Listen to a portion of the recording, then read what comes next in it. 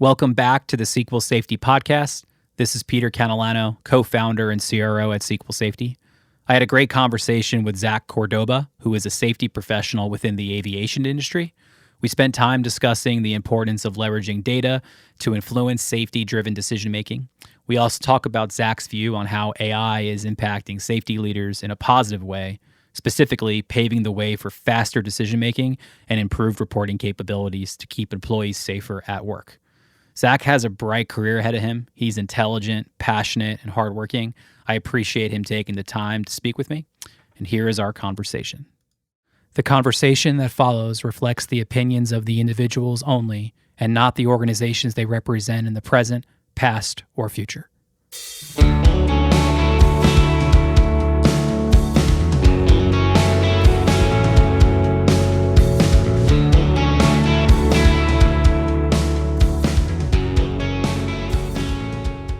Zach, my friend, how you doing, buddy? Peter, I'm doing well. How are you? I'm doing well, man. Thank you so much for taking some time out of your busy morning to spend some time with me on the SQL Safety Podcast. Means the world. Of course, yeah. I'm so stoked to be on here. So looking forward to the conversation. Awesome. So we're kicking this off, right? This is early for season one. I'll call it season one of the podcast. Okay. And I know I've spoken to you a little bit briefly about it leading up to this, but the idea is I'm trying to open source safety as much as I possibly can, and continue to share best practices without getting too in the weeds. And I've gotten to know you pretty well over the past year or so, and really excited to dive into a lot of the great things that you're doing. So, do you want to introduce yourself just briefly, and then we'll dive right in? Yeah, I'll go ahead and just do a quick introduction here. So first off, I want to say, over the past year, it's been awesome getting to know you. I think I get to work with so many different people around the industry, and I'm not lying when I say this. You're one of the coolest people, and not just the coolest, but one of the smartest people that I've gotten to work with. And I think that you can see that through everything that you're doing with SQL, with the podcast, and I'm looking forward to a lot of the things that are coming up for you and the team over at the SQL Safety glove company that you guys are working on. So we'll see how that plays out. And of course, I'm one of the biggest supporters that you have for that. But a little bit about myself here. The thing about safety is no one really decides that they want to be a safety professional. It's something that they're usually just told to do, and then it eventually turns into a career. And that's the same story for myself. So really, my safety career started in the Marine Corps back in 2016. I joined as a UAV operator, and if you don't know what a UAV is, it's a drone, but one of the really big drones that you always see flying around on the news. But whenever you're a pilot in the military, you're not flying every single day. You have these secondary and tertiary billets, and for me, that was being an aviation and ground safety manager. So during my time in the Marine Corps, I stood up 2 safety management systems internationally and domestically, and I also oversaw roughly 300 flights, and then over 3,000 mishap-free flight hours. So during my time as the aviation and ground safety manager, we didn't have any mishaps during my tenure there, which is a really awesome track record. But after 5 years in the Marine Corps, I decided that it was time to end my career, take a bet on myself, and see what the real world had to offer. So I got out, and at the time, I really wasn't looking for a job. I just wanted to finish my degree, and then I was actually interested in going back into the Marine Corps as an officer, but the timing just fell into place, and it was right after the COVID pandemic. So a recruiter reached out to me, told me I should apply for this safety position at one of the major airlines in the United States. And it just so happened that after I applied, I got a job. So today at the airline that I work for, I'm a NTSB trained investigator, and I've been mentored by some of the top executives here at my company. And during my time as a safety program manager, and we'll get into why I use so many different titles later, but during my time here, I've managed the environmental health and safety program for over 25,000 employees across 190 stations. And if you're not part of the aviation industry, stations are really just airports. We just call them stations. And I've reduced OSHA recordable injuries by 17%, injury claim costs by 19%, which equals around $1.2 million annually in injury claim costs. And I've reduced lost work days by 68% or 17,000 lost work days annually. So I have a really strong track record across my safety career. And I've been doing this for roughly 9 years, but that's a little bit about myself and where I am today. Wow. Wow. Thank you for that. I came with the ammo, didn't I? Yeah. Wow. So first and foremost, Zach, thank you for your service. An incredible, inspiring story there. So yeah, thank you. Thank you for the flattering intro. I didn't pay you for that, so thank you for that. I'm nervous now, so I got to step up. No, you shouldn't be nervous. I'm sorry. No, I didn't mean to put you in this position. Just wow, what an intro. So a couple things I want to start diving into right there, because it speaks. I know you. I think very highly of you, and it speaks to a lot of this essence about you, that all about data, right? You started throwing data right there, reducing recordable injuries. I love it. So, you know me, I'm really big into culture, and I know that data and making decisions with data is a big part of your culture as a safety leader. Walk me through that more. Yeah. So in the safety world, everyone talks about culture. They always talk about having a strong safety culture. And, there's two ways to get there in my mind. You can really promote safety to the frontline work group and really get them to buy in. And I think if you don't have the correct processes and procedures, and really what I think of as the back end of the house, if you don't have that organized and thoroughly developed, it's hard to really push that to the frontline work group.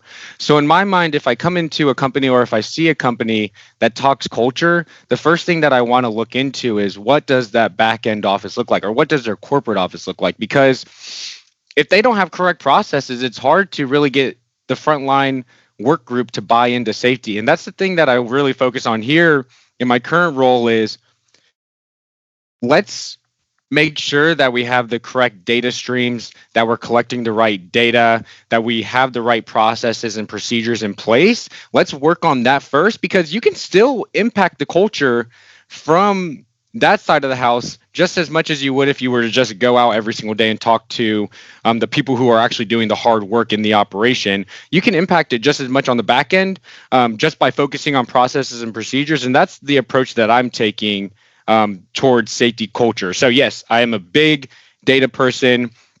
I love leveraging data to make decisions as well. And the way that I look at it too is, I always think of myself as a consultant, and I guess I shouldn't say a consultant, but there's a thing about consultants always getting made fun of because they go look into a company, they find their gaps, they go look at the industry markets or the market data, and they figure out where they can make improvements to improve their company. But then they don't actually own a lot of the actions. But myself, I do a lot of the finding the gaps, and then I organize the stakeholder groups, and then I go and solve the problem. So not only am I owning the front end of the process, but I'm also owning the back end of the process. So when I think about building out the safety culture, it's like, okay, what are the gaps that we have in the back end? Like, where are the gaps in our data, in our processes, in our policies? And then what are the things that we can do to close those gaps? And then once we have this framework set up here in the corporate office, then we can go and work on promoting all of these new changes to the front line.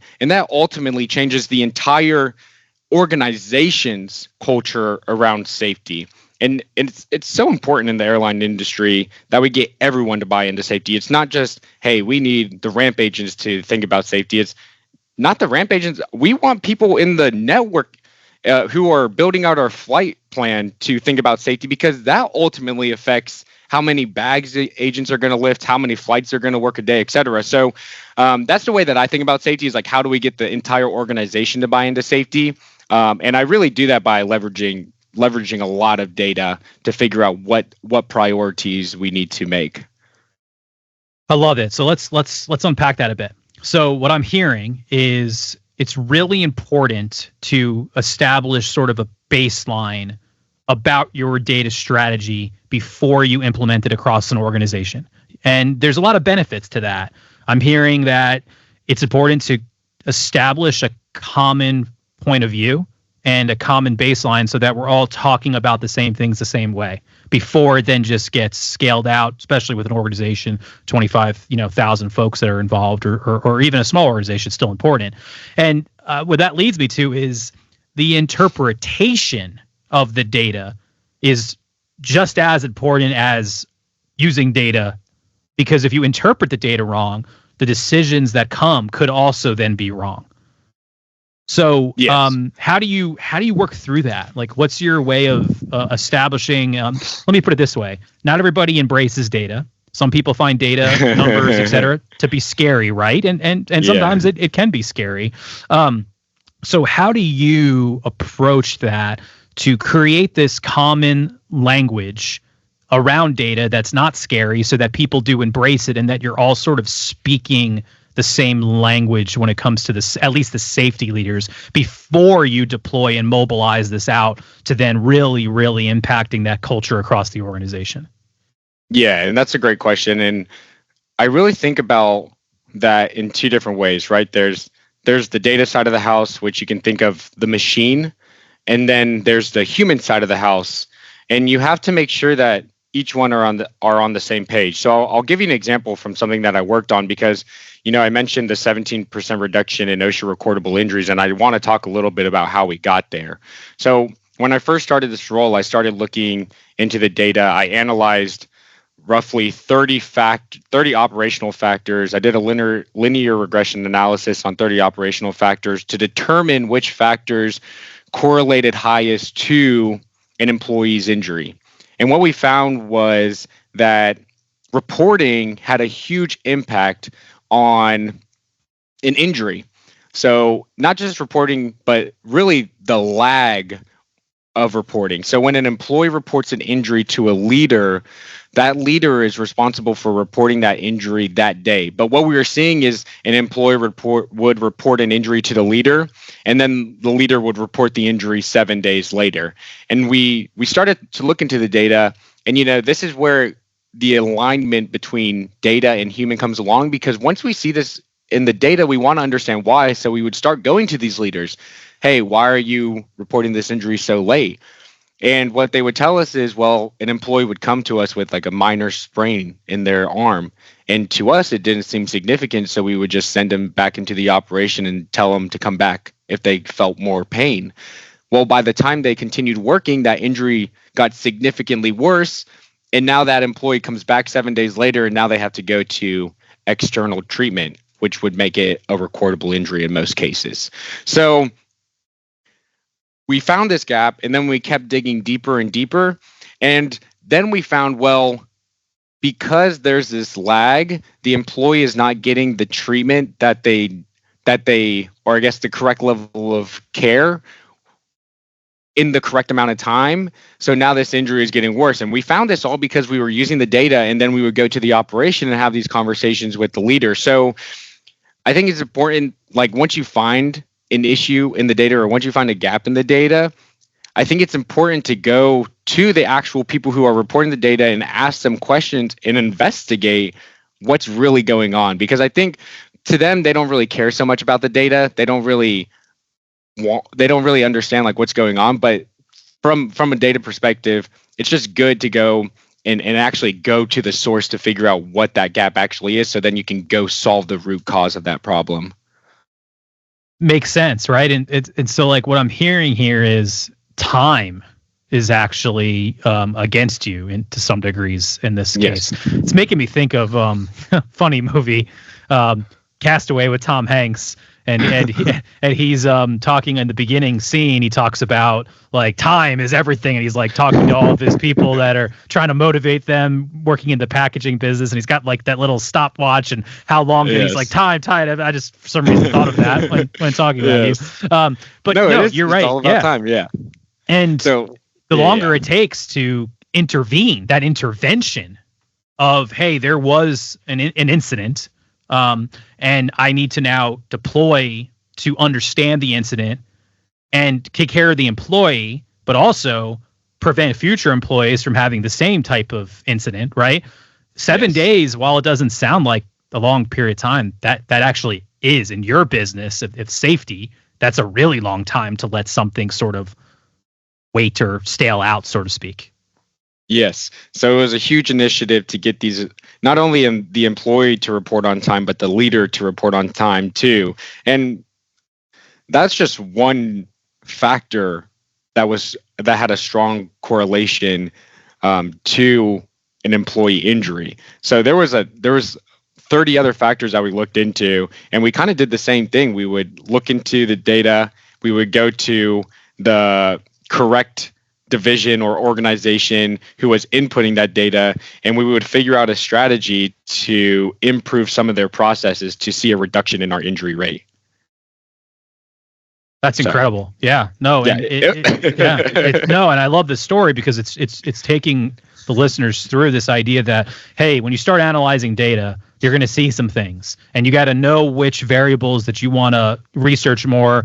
And then it becomes not so much about the data; it becomes the conversations that you have Correct. with human beings, because the data Correct. told you, hey, go here, go figure this out, go ask some questions to make better sense, because this gap in the data is raising some critical thinking questions that then you go out and explore as a safety professional. Yes. And I think that's not just unique to safety. I mean, you mentioned consulting earlier, right? Like that's a very common process too, of like at the beginning of most consulting engagements, there's something called like a data dump, right? Yes. Where you get in all these data, you analyze them, and then you kind of think through, all right, like what questions do I have? Who do I need to go speak to? And it's this like pendulum of the qualitative and the quantitative data, because both are data, that then allows you to kind of go make things happen or test hypotheses, et cetera, et cetera. So do you think that this is a common practice amongst safety in general, like not to any specific industry? Or do you think that this is something that there's gaps in this, like leveraging data in this way? Yeah, so there's also a lot of companies out there who are still just using the qualitative side of the house, the qualitative data to make decisions, which I don't necessarily think is bad. But when you start using the hard data that comes from a lot of the reports or other streams that you may have in your workplace, you can really start seeing the gaps a little bit better. No, that makes a ton of sense. So I want to transition this here to talk a little bit about the resistance, right? So what are some of the reasons that you think people like resist leveraging data to improve safety processes? Is it, like think of it this way, like, is it they're scared of data? Like data is a scary word? Is it just lack of training? Like walk me through, like, why do you think some folks are resistant? Oh, so it's a good question. And from my perspective, like I work in a corporate setting, and in a corporate setting, there's not a lot of pushback on data. It's actually more people want the data, or there's a need for more data. But then when you start talking to the operation, that's where you start seeing that they don't really trust the data. This is a profound point, Zach, because you just made me realize something, right? So when a safety leader or, whomever, a safety person comes on site, you're not really welcomed with open arms of like, Correct. Hey, Zach's here. It's actually more fear driven. Like, whoa, why is Zach here? Not, oh, yes, Zach. And that's a really, really important connection to make that creates a layer of complexity for your role as a safety leader, because you have to build trust first so that the employees or the stakeholders aren't starting the conversation with fear, but more of, I'm so glad you're here. How do we improve together? Right? Like at the simplest level, the concept of you can't shake hands with a clenched fist, right? It's not possible. So that to me ties back to culture, because if you're 100%. promoting this culture of inclusivity and just safety and being open and friendly about it and demystifying this, hence the SQL Safety Podcast, that would be a really big win. So where do you think some folks are getting it wrong? Where are they not approaching it with this friendly attitude that you have that could actually make some people tense up and say, whoa, I don't know if I trust this person? Yeah, it's kind of what we just touched on, like for years, and you can even go on the internet. There's memes about it, about, oh, here comes a safety person, he's gonna get us all in trouble. Oh, here comes the ocean inspector, he's gonna tell us all that we're doing our jobs incorrectly. And it's like this constant policing by these safety professionals of the past that have changed the way that people look at safety teams.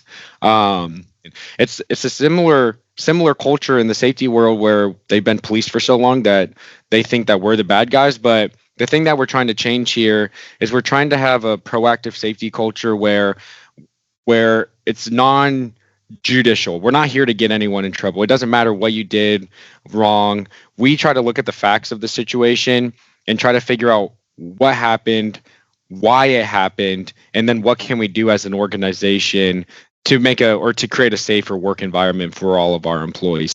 Yeah, it's no longer like I'm going to tell on you. It's more like we're all in this together, and that's Yes. like really really powerful. Making a Exactly. change like that from a positive point of view is going to triumph making a change from a negative point of view any day of the week, right? One of the things that that I'm really passionate about is where AI is heading as a society, and specifically I'm very interested in what it means for safety teams and organizations that prioritize safety.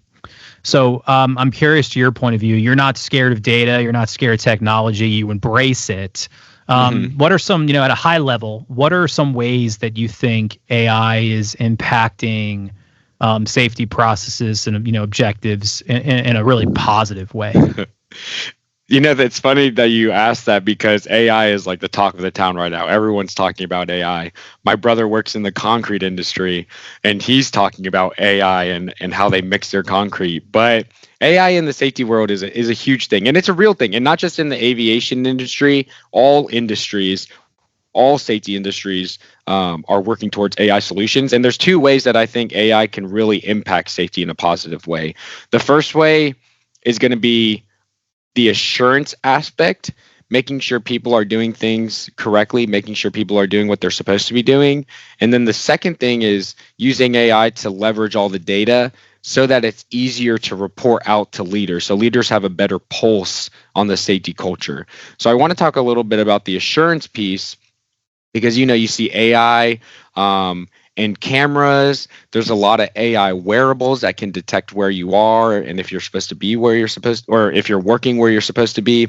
And that's the assurance aspect. There's AI that can tell if you're wearing a seatbelt, if you're falling asleep while you're driving, if you're walking near a running engine of an aircraft. And all of these are important because it's an instant notification going to the leader to say, hey, you need to make sure that you're coaching this employee whenever you see them next, or hey, you need to be out in the operation right now to prevent something bad from happening. And I think that's a really cool aspect of AI, is alerting leaders when something is going wrong right away. So it's no longer something that's hidden, like an employee working in a vehicle. It's hard to tell if they're texting on their phone or something. It's something that leaders have access to right away, which I think is really cool from an AI perspective. The second thing is reporting.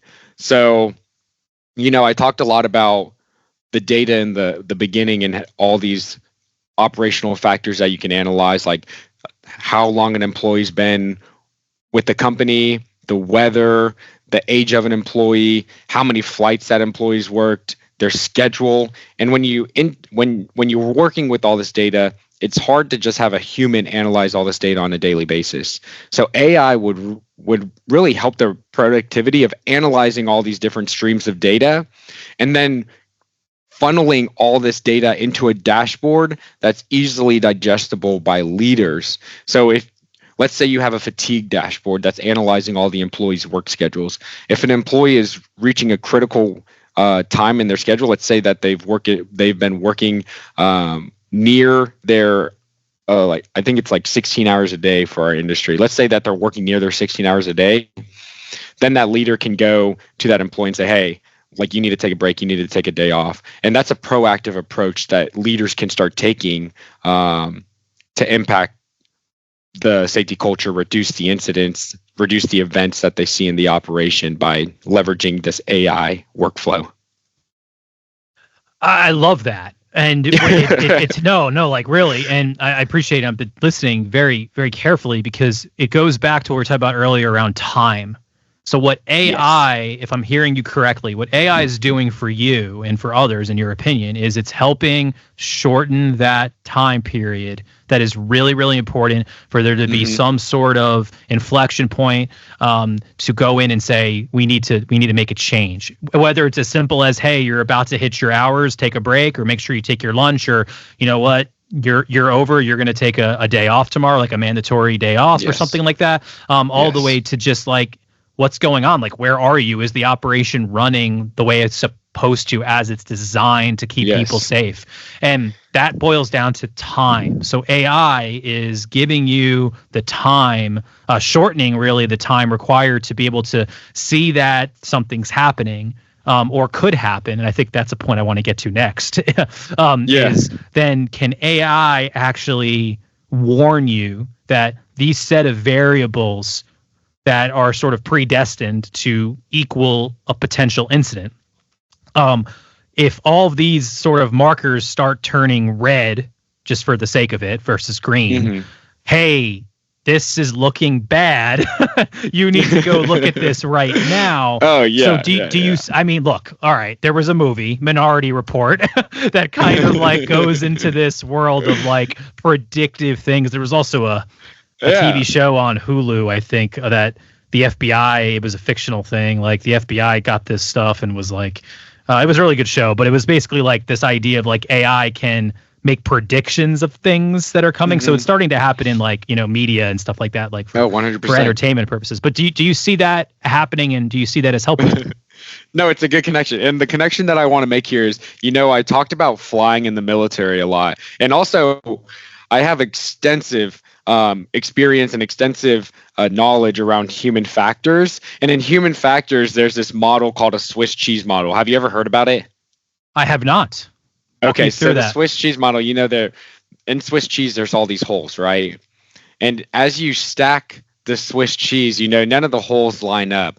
But the thing about the Swiss cheese model is each Swiss cheese hole is a factor that could lead to an incident. So let's say you're stacking the Swiss cheese and then all these holes start lining up, and maybe one layer of the Swiss cheese is like you didn't sleep well last night. The next layer is something like you and your wife got into an argument. But anyways, all of these holes start lining up, and once all the holes line up, an accident occurs. So, you know, you were talking about, can AI start determining what all these factors are that could lead into an incident? And as a pilot, you know, we would do this during our pre-flight. We would always do a briefing, and at the end of the brief, we would always say, I'm safe. And basically what I'm safe means is you've already analyzed all these factors. You've got enough sleep. You're not on any medications that it would impact your mobility or the way that you process information.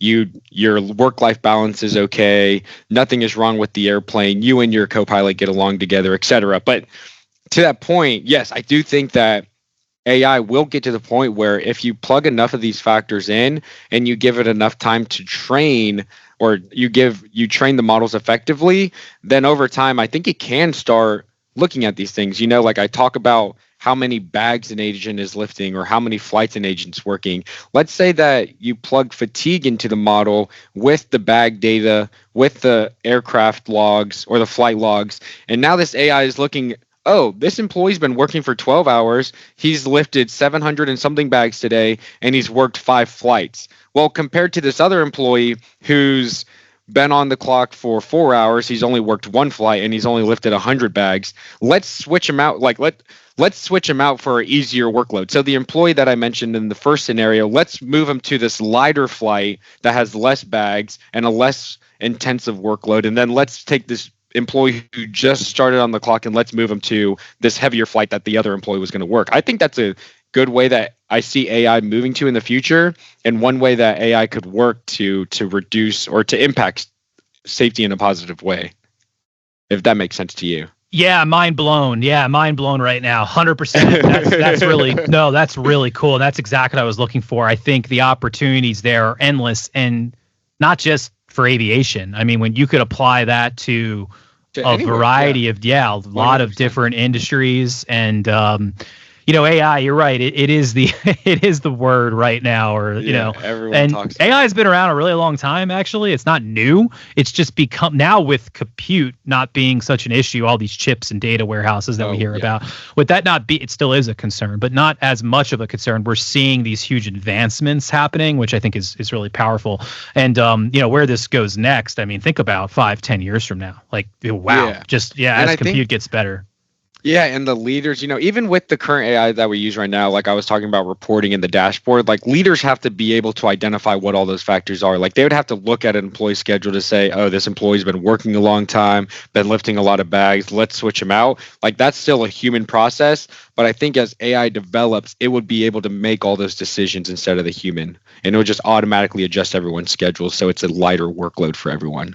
Well, look what autopilot did for aviation safety, right? Oh, yeah. And I'm pilots barely fly the plane anymore. Yeah, pilots barely fly the plane these days. They just take off, set it to autopilot, and then they'll cruise, and then they'll do the landing. But yeah, it's insane.